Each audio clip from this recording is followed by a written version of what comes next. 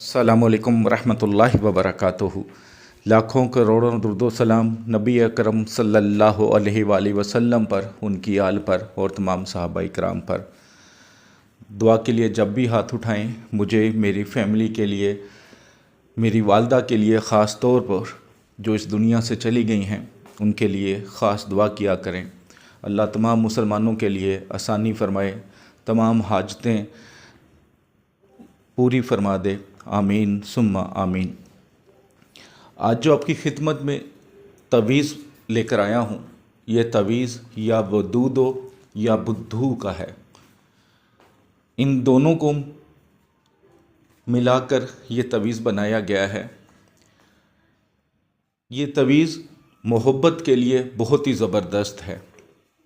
अगर आप किसी को अपने ताबे करना चाहते हैं, उसको काबू करना चाहते हैं, लेकिन आपका रिश्ता जायज़ हो, आपकी मोहब्बत जायज़ हो, मियाँ बीवी भी कर सकते हैं, औलाद के लिए, बहन भाइयों के लिए, मंगेतर के लिए किया जा सकता है। लेकिन नाजायज़ काम करने के लिए नाजायज़ सोच के साथ आप बिल्कुल ना करें।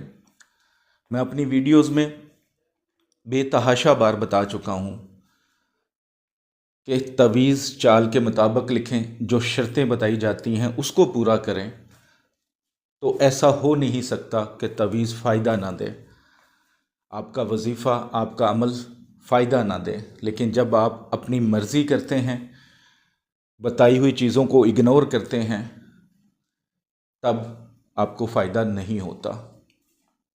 तो इस तवीज़ को लिखने के लिए जो रूहानी तौर पर इजाज़त चाहते हैं, 41 टाइम दुरूद पाक पढ़कर कमेंट्स बॉक्स में इंशाअल्लाह लिख दें। चैनल को सब्सक्राइब करके बेल आइकॉन पर जाएं और आल का नोटिफिकेशन प्रेस करें। रूहानी तौर पर इजाज़त है, और कम अज़ कम एक बार इस वीडियो को ज़रूर शेयर कीजिएगा। हो सकता है आपके शेयर करने से किसी भाई का, किसी बहन का, किसी बच्चे का भला हो जाए, लेकिन शर्त यही है कि जायज़ मकसद हो, नाजायज़ ना हो। ये तवीज़ किसी भी दिन के टाइम लिख सकते हैं। कोशिश करें लिखने से पहले, अगर नमाज के साथ लिख सकते हैं, किसी भी नमाज के बाद, फ़जर के अलावा। अगर फ़जर के बाद लिखना चाहते हैं तो जैसे सूरज निकले तब लिखें। लिखने से पहले 2 रकअत नफल सलातो हाजत ज़रूर अदा करें कि इस नीयत से लिखने लगा हूँ या लिखने लगी हूँ, या अल्लाह इसमें बरकत डाल दे। बावज़ू हालत में खुशबू लगाकर, इतर अच्छा, जिसकी खुशबू बहुत अच्छी हो, वो लगाकर आप बैठें। पाक साफ जगह हो, कागज़ सादा होना चाहिए, और ब्लैक कलर की स्याही या पेन से लिख सकते हैं। अगर अर्के गुलाब से लिख सकते हैं स्याही बनाकर ज़ाफ़रान के साथ, तो फिर लिख लें, नहीं तो ब्लैक स्याही वाला कोई भी पेन, मार्कर, पॉइंटर इस्तेमाल कर सकते हैं। चाल के मुताबिक आपको तवीज़ समझाऊंगा, इस्तेमाल का तरीका समझाऊंगा, उसी तरह कीजिएगा। सबसे पहले 16 खाने बना लें।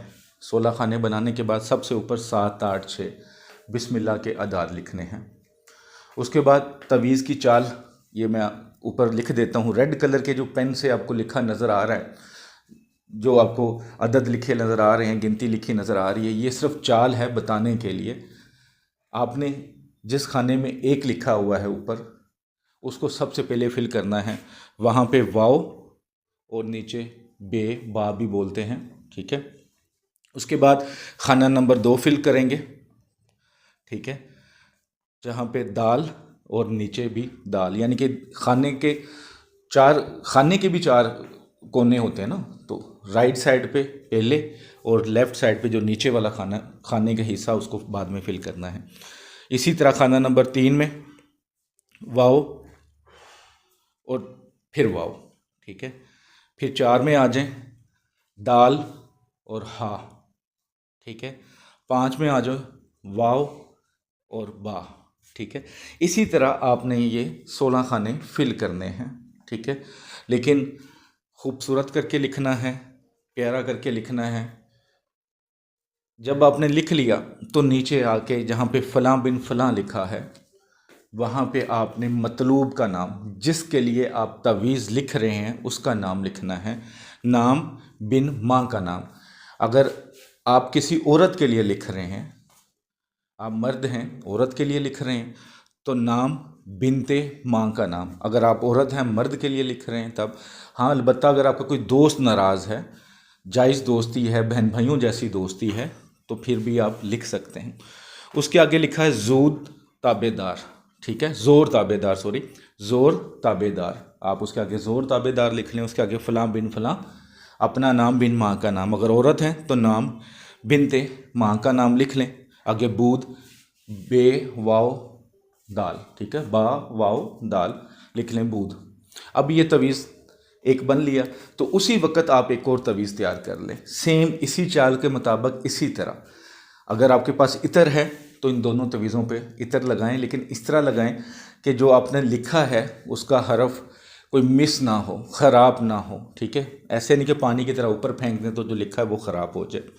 अब दो तवीज़ हैं, दोनों तवीज़ों को फोल्ड कर लें लहदा, एक के ऊपर टेप करें और ग्रीन कलर का कपड़ा या धागा इस तरह लपेटें कि तवीज़ नज़र ना आए, और उसे किसी भी फलदार या फूल वाले दरख्त के साथ लटका दें, लेकिन कांटे ना हों, और जो उसका फल हो वो खट्टा ना हो, कोई भी हो, उस दरख्त है, पौधा है, उसके साथ लटका दें। और दूसरा अपने